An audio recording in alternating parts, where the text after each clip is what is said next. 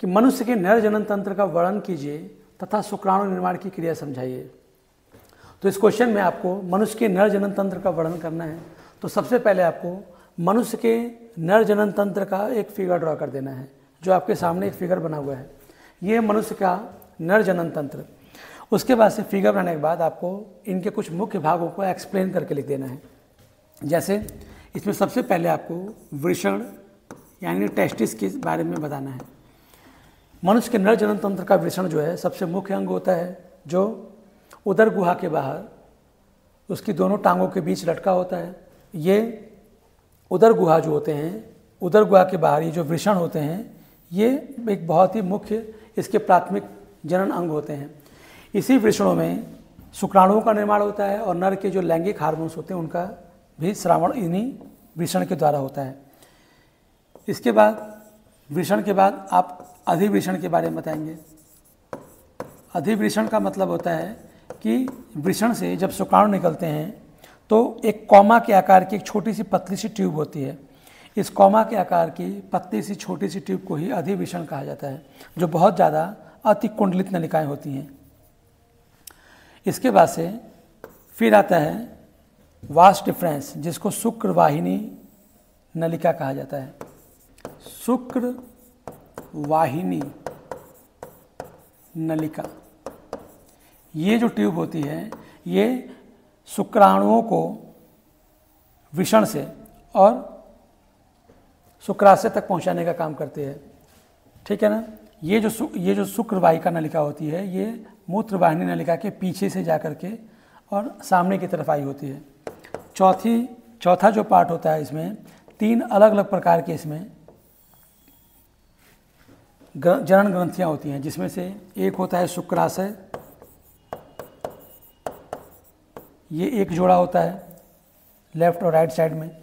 इसके नीचे इसमें फिर एक जोड़ा, इसमें 2 प्रोस्टेट ग्रंथियाँ होती हैं, प्रोस्टेट ग्रंथि।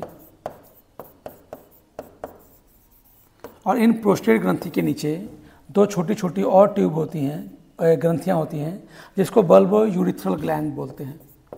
बल्बो यूरिथ्रल ग्रंथि कहा जाता है, या काउपर ग्रंथि भी कहा जाता है इसको। ये हैं। उसके बाद से ये जो शुक्रवाहिनी नलिका होती है ये मूत्रवाहिनी नलिका से जाकर के यहाँ पर मिल जाती है, जिसको इजैकुलेटरी डक्ट कहा जाता है। इसमें इस फिगर में नहीं दिखाया गया है। इसको इजैकुलेटरी डक्ट कहा जाता है। इसी में आकर के मूत्रवाहिनी और शुक्रवाहिनी दोनों जाकर के मिल जाती हैं। उसके बाद से इसमें 7वां होता है ये मूत्रवाहिनी, जिसको यूरिथ्रा बोलते हैं, मूत्र मार्ग। ये मूत्रवाहिनी है। मूत्रवाहिनी ये एक कॉमन रास्ता होता है जिससे होकर के मूत्र और शुक्राणु दोनों के दोनों निकलते हैं। और लास्ट में इसके मूत्र मार्ग होता है, मूत्र मार्ग, जिससे ये लास्ट ओपनिंग होती है, जिससे होकर के शुक्राणु और मूत्र दोनों बाहर निकलते हैं। और ये जो मूत्रवाहिनी होती है एक लंबे बेलनाकार पेनिस, जिसको शिश्न कहा जाता है, से होकर के गुजरती हैं। ये शिश्न जो है नर का मैथुन अंग होता है। तो इस तरह से आपको ये सारे पार्ट्स को एक्सप्लेन कर देना है। तो ये हो जाएगा नर जनन तंत्र का वर्णन। इसी क्वेश्चन में आपको फिर आगे भी कह रहा है कि शुक्राणु निर्माण की क्रिया समझाना है। तो चलिए अब जानते हैं कि शुक्राणु निर्माण की क्रिया। ये फिगर जो है ये शुक्र जनन की प्रक्रिया है, यानी शुक्राणु निर्माण की प्रक्रिया। शुक्राणु निर्माण की प्रक्रिया 3 स्टेप में चलती है, जिसमें से सबसे पहला स्टेप होता है गुणन प्रावस्था, मल्टीप्लिकेटिव फेज। गुणन प्रावस्था में क्या होता है, ये इसका पहला स्टेप है। इसमें जो स्पर्मेटोगोनिया होती हैं ये माइटोसिस यानी समसूत्री विभाजन से बार बार अपनी संख्या को दुगनी करती रहती हैं। समसूत्री विभाजन, तो समसूत्री विभाजन से स्पर्मेटोगोनिया बार बार एक कोशिका से 2 कोशिकाएं, फिर 2 कोशिकाओं से 4 कोशिकाएं, यानी बार बार अपने नंबरों को इंक्रीज करती रहती हैं। तो इसीलिए इसको गुणन प्रावस्था कहा जाता है। तो इस तरह से गुणन प्रावस्था में ढेर सारी कोशिकाएं बन जाती हैं, जिनको स्पर्मेटोगोनिया कहा जाता है।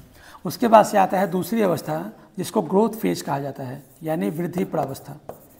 इस प्रावस्था में क्या होता है, इस स्टेप में क्या होता है कि ये जो स्पर्मेटोगोनिया है इसका कोशिका द्रव्य जो होता है बड़ा हो जाता है, इसका केंद्रक भी बड़ा हो जाता है और इसके गुणसूत्र जो हैं स्पष्ट रूप से दिखाई देने लगते हैं। तो इस स्पर्मेटोगोनिया का डेवलपमेंट प्राइमरी स्पर्मेटोसाइट में हो जाता है और इस प्रावस्था को ही वृद्धि प्रावस्था कहा जाता है। इस वृद्धि प्रावस्था के बाद इसका थर्ड स्टेप आता है मैच्योरेशन फेज, यानी परिपक्वन प्रावस्था। परिपक्वन प्रावस्था, तो ये जो परिपक्वन प्रावस्था है इसमें क्या होता है, ये जो प्राइमरी स्पर्मेटोसाइट है ये 2n होता है, यानी इसमें गुणसूत्र जो है जोड़े में होते हैं, लेकिन इसमें मियोसिस फर्स्ट यानी अर्धसूत्री विभाजन प्रथम का विभाजन होता है, जिससे इसके गुणसूत्रों की संख्या हाफ हो जाती है, आधी आधी हो जाती है, यानी 2n से n हो जाते हैं गुणसूत्र, यानी आधे हो जाते हैं। उसके बाद से फिर इसमें मियोसिस सेकंड होता है, जिससे फिर 2 छोटी छोटी कोशिकाएं बनती हैं और इनको कहा जाता है स्पर्मेटेड। इसको ही परिपक्वन प्रावस्था कहा जाता है। फिर लास्ट में एक स्पर्मियोजेनेसिस प्रोसेस होती है।